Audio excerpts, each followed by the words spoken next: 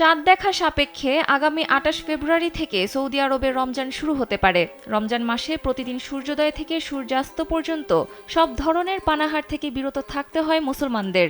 তাছাড়া এই মাসে সর্বোচ্চ পরিমাণ মুসলিম ওমরাহ পালন করতে মক্কায় জমায়েত হন।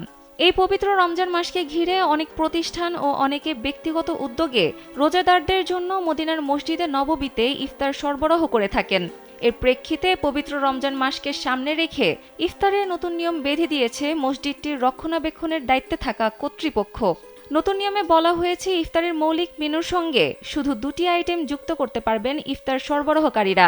সাধারণত মসজিদে নববীতে ইফতারের খাবারের তালিকায় থাকে খেজুর, রুটি, দই, প্যাকেটজাত টিস্যু ও পানির বোতল।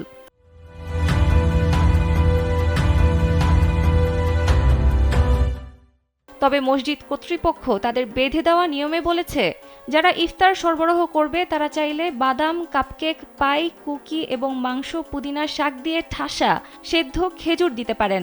তবে ২টি আইটেমের বেশি দেওয়া যাবে না।